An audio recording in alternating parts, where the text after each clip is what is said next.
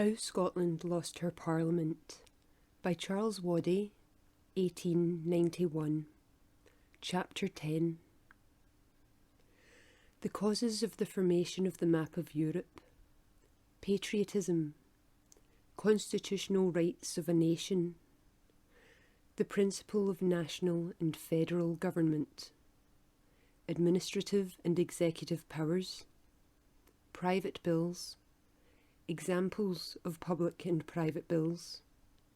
Powers of the federal government.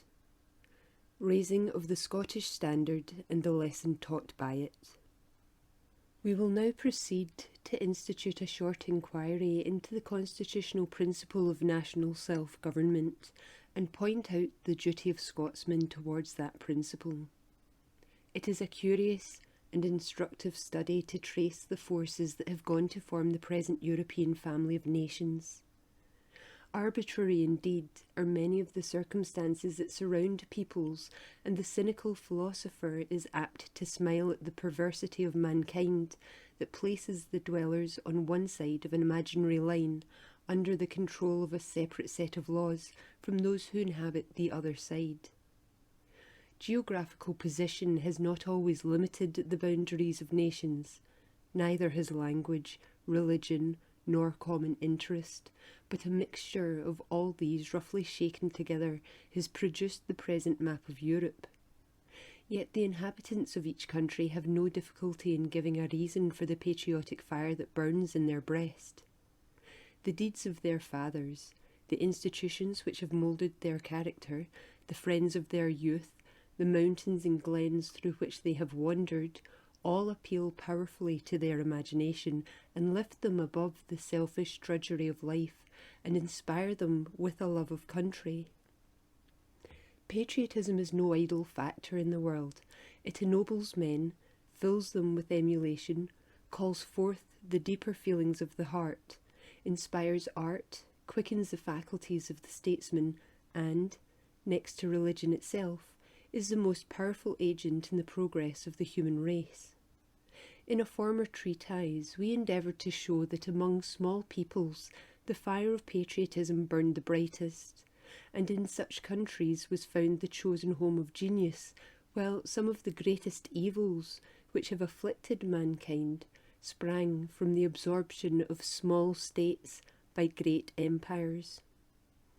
If all nations were inspired by a genuine love of virtue, the progress of little peoples might go on uninterruptedly, but experience has taught us that the spirit of envy and covetousness is certain to destroy small peoples unless they are banded together for mutual protection.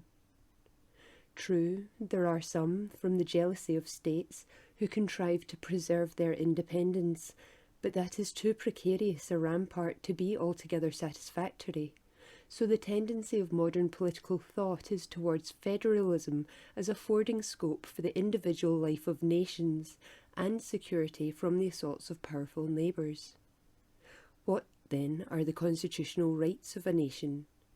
They are the absolute control of every law and institution within the bounds of that country. It involves the right of legislation, administration and taxation, the right to defend itself against a foreign or domestic enemy, to regulate its trade, to direct its education, religious or secular, and, in short, to do all within their own boundaries which seemeth good for the advancement and happiness of their own people. But while this is the right of every free people, for the sake of protection it has been found expedient to surrender some of their national rights into the hands of a central authority. But the surrender made by the central authority has been carried so far as to destroy the individual life of the nation, and it is to restrain this usurped authority that the present movement in favour of Home Rule is being made. With these few introductory remarks, we will now consider the principle that must guide the national and federal government in their relations to each other, and it is only just that we should have an eye mainly on our country, Scotland. It is the proud boast of Scotsmen that their country has never been conquered, Overrun and subdued by foreign enemies we have frequently been, but no foreign state has ever been able to consolidate their conquest and attach Scotland as a province top their own government. As far as regards separate laws, habits and customs, we stand out this day as clearly and distinctly from the other nations of the Union as during the reign of the Stuarts. In this respect, we are different from either Wales or Ireland, both of which are under the dominion of the English law as conquered provinces, whereas the English law is as foreign to our jurisprudence as that of France. It is clear, then, that England and Scotland stand upon a platform of perfect equality, and when we claim for ourselves the right to manage our own affairs, we are receiving no favour from England, but are only reclaiming our own business from a place where it can no longer receive adequate attention. As the two nations entered into a bargain for their mutual advantage as co-equal partners, they can cancel the agreement whenever it ceases to be of advantage to either. Now this is the present state of our affairs. Scottish business, from no ill feeling on the part of the English, but from the overwhelming pressure of work undertaken by Parliament, cannot receive that attention which its importance demands. It has thus become necessary for the preservation of our position as a nation that we should resume the control of our exclusive affairs. This, then, brings us to the point. How can we get the management of our own affairs without injury to the other sections of the country, or without weakening the tie which binds our family of nations together? Simply by resuming no more of our rights than is necessary to the proper dispatch of our own business. Our old Parliament must be restored to us in the form that will best suit the requirements of the present day. This Parliament must have full legislative powers within the bounds of the Kingdom of Scotland, that is to say, shall pass such new laws or amend old ones as it thinks fit. It shall raise such taxes as will be needed for carrying on the business of the country, pass private bills, and, in fact, do everything which the present British Parliament attempts to do for Scotland. It shall also choose for itself a fully equipped executive government to administer and put the laws in force, and to secure due respect to the ministers of state. They shall have the appointment of all offices within the Kingdom of Scotland. We will treat of the limitations to be put upon the Scottish Parliament hereafter, but for the present we must draw attention to some fallacies that prevail as to the legislative, executive, and administrative functions of government. We are constantly being told that all the legitimate aspirations of nationalists are being granted by the extension of local government, and a certain party in the state points triumphantly to the Scottish Local Government Act of 1889 as an example of what good things the British Parliament can give us, apart entirely from the fact that this act was passed in defiance of the wishes of the Scottish people as expressed through the almost unanimous voice of their representatives. Such acts only confer administrative functions of a very restricted kind. The charter of a town council, parochial board, or a county council has no bearing upon the social and political life of a nation. Their powers are limited to their charter, and even their bylaws have to be confirmed by the judges of the land. This position is very little better than any public company, a railway, for example. So politically helpless are they that the smallest improvement in their midst must get the sanction of the executive by a provisional order or a private bill passed through Parliament. There are administrative powers and executive powers needed for the governing of a country, and even the administrative powers have a higher and a lower grade. The higher administrative powers are furnished by the College of Justice, the lower by town councils and parochial boards. The executive government, that is, the cabinet ministers of the Crown, is above all the others. For example, Any citizen can appeal against any arbitrary act of a town council to the Secretary of State for Scotland, who will not fail to rebuke them and compel them to act justly and within the limits of their charter. And although the judges of the land cannot have their interpretation of the law set aside, the executive has power to set aside the penalty when they find the letter of the law press unjustly upon the citizen. It is clear then that it is a misconception of the fundamental principle of national life to imagine that any amount of extension of the administrative powers of local bodies could ever do away with the necessity of national self-government. Before dismissing this part of our subject, it would be well to notice the scheme set afloat for amending the granting of private bills. In a former tract, we referred to private bills as embracing some of the most important principles of legislation. Nothing could be more injurious to the best interests of the country than for Parliament to lose its hold on private bills. It is doubtful indeed is the private bills passed during the session do not more directly affect the happiness and comfort of the citizen than the public acts ostentatiously paraded before the country. Let us consider some of the powers conferred by private bills and see how far they bear our assertion. Private bills confer power to levy taxes, power to purchase undertakings of a commercial character, and make us responsible for the purchase money, powers to take our property, houses or lands, whether we desire to sell or not, powers to restrict our liberty by imposing penalties for petty offences designed by some crotchet-monger. We think this will be enough to show how silly it would be to entrust the granting of such powers to any but a national legislature. Boards of Commissioners, Judges of the College of Justice, or the Convention of Royal Boroughs are all clearly inadmissible, for it would remove the control of such important concerns from the electors, and as such it would be political retrogression. In case there should be any doubt in the minds of our readers as to the exact powers of the national legislature, we will point to one or two examples of national questions, local and private. Thus, as to national bills, the state of the Presbyterian Church in Scotland, and whether peace and good government can best be promoted by disestablishing the Church, or by removing the causes which have led to division. The law of primogeniture, should it be abolished or modified? The reform of the Poor Law of Scotland. These are examples of public measures which affect the welfare of all Scotland and are consequently national bills. Now, as to the local bills conferring administrative powers, the consolidating of the powers of the outlying boroughs of Glasgow so as to establish one central corporation for the city is a notable example of local powers which the national parliament would be empowered to grant. Then, as to private bills, the building of a new harbour or railway, this would also fall to be granted by the national parliament. We trust we have made our meaning clear. There are national questions affecting the whole of Scotland, local questions affecting the whole of Scotland, local questions affecting some particular borough or county, and subject to the elective powers of the local ratepayers.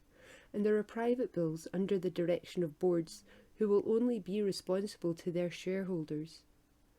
Now these three distinct classes of bills would be the province of the national parliament and the executive government of Scotland, and this is self-government. Let us consider what are the rights and privileges which the national government would surrender to the central authority to secure the advantages of a federal connection. As the federal government would be entrusted with the defence of the whole Union, the army and navy would be surrendered into the hands of the central authority by the national government. This necessarily leads to the federal government being entrusted with the province of diplomacy. All business with foreign states, and which might lead to war, would need to be directed from headquarters, otherwise the blunders or engagements of one of the parties to the Union might involve the whole Union in entanglement and war. The service of the post office, to secure uniformity of rates and dispatch, would naturally fall to the central government. The attention to our colonies and our Indian Empire would be entrusted to the central government. So would coinage. Though these matters are administrative, Yet there are some pieces of legislation which it would be wise to entrust to the central government. Patents, trademarks and copyright are notable examples of bills which the federal parliament should consider. But the most important business the federal parliament would have to consider is finance.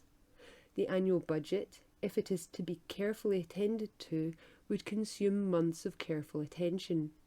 How important this is will best be realised when, within the memory of middle-aged men, this country was governed for 56 millions.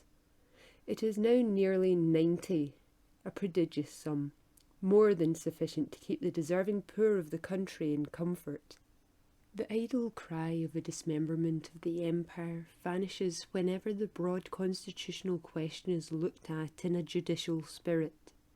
It cannot be denied, however, that the bill proposed for Ireland by the late Liberal government lent some colour to the statement of the alarmists. Whether it was the mere haste of preparation, or that its framers were prompted by a narrow party spirit, there can be little doubt that it violated some of the first principles of constitutional government. To give powers to a minority of an assembly to set aside the wishes of the majority for 3 years was an unheard of and pernicious innovation upon established usage. That taxation should follow representation has become an axiom of political life, yet this rule was deliberately violated in this extraordinary measure.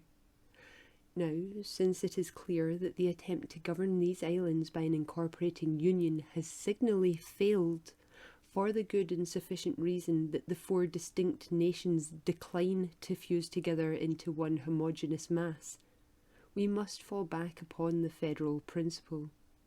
This alone commends itself to the wisdom of the nation, and it will be seen from this work that such a system of government was advocated by our patriotic ancestors. An important historical event happened recently in the neighbourhood of Stirling. Yet among the vast multitude who assembled on the field of Bannockburn on the 22nd of June 1889 to witness the unfurling of the Scottish standard, how many were there who realised the importance of the event or its lesson to the Scotsman of the present day? There is always a period in the history of every people when they are prepared to rest upon the past deeds of their ancestors and forget that each generation of men have duties to perform to their nation, among which the handing down to their children the institutions and freedom of their country is the most sacred. We have been too much inclined to rest and be thankful, and this period of slothful ease has been taken advantage of by the power who opposed our ancestors at Bannockburn to undermine our institutions and to obliterate our separate national existence and blot out our name from among the nations of the earth. There had never been a pause in the policy adopted by England towards Scotland, and they are now effecting by stratagem what they failed to accomplish by force of arms. Let us pause and consider, then, if the achievements of Wallace and Bruce are worthy of our admiration and imitation, or if we must condemn them as the actions of a barbarous age, whose natural ferocity was given over to war and rapine. Were these men contending for a great principle, and were the sacrifices they made a proper price to pay for Scotland's independence as a nation? Were the victories of Stirling Bridge and Bannockburn a good or bad thing for Scotland? These are not idle questions. They lie at the root of separate national existence, and are as pregnant with thought for us as they were to our fathers in 1314. The verdict of history and the general opinion of mankind have stamped their approval upon the band of patriots who suffered for Scotland and finally triumphed in 1314. Well, then, what did these heroes contend for? Simply for the right of Scotsmen to be masters in their own country and to be able to direct its destinies. Is the fruit that has sprung from this glorious achievement worthy of the sacrifices made by these noble men? Let the proud position which Scottish genius holds today answer the question.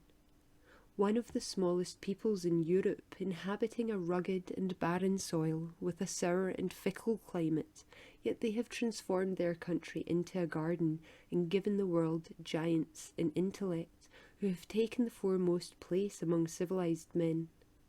This pygmy nation can take its place by virtue of the genius of her sons, side by side with France, England, Italy, and Germany, and you have to go back to the ancient Greeks before you find a parallel. Now let Scotsmen of this generation pause and consider if they are doing their duty to their country, and are they prepared to transmit this priceless boon of public liberty to their children? Are Scotsmen as free now as they were in 1314 to direct the destinies of their country? Or is it not the case that we have been living upon the achievements of our ancestors and enjoying the laws which the wisdom of hundreds of years collected for the guidance of a free people? Are we not, like spendthrifts, consuming the principal of our estate instead of living on the interest? To be more particular, can Scotsmen pass laws for themselves, or must they submit all their measures to the approval of Englishmen? Let figures speak for themselves. Scotland's voice in determining measures exclusively relating to herself is 72, now 59, while England's is 465, now 533. What folly it is, then, to hug ourselves into the belief that we are a free people. What, then, is the meaning of the words Home Rule? It is simply a modern phrase to express the old idea of national independence for which Wallace, Bruce, and our covenanting forefathers fought. It is to undo the fraud of 1707 and arrest the decay of our nation. To this generation of Scotsmen is entrusted this sacred duty. It is a high honour that we should be privileged to take up the broken link of Scotland's national life. If we do our duty, we will be classed with the wise and good Scots of the past. But if we falter and fail to assert the rights of our country in this crisis, then our memory will be covered with eternal infamy.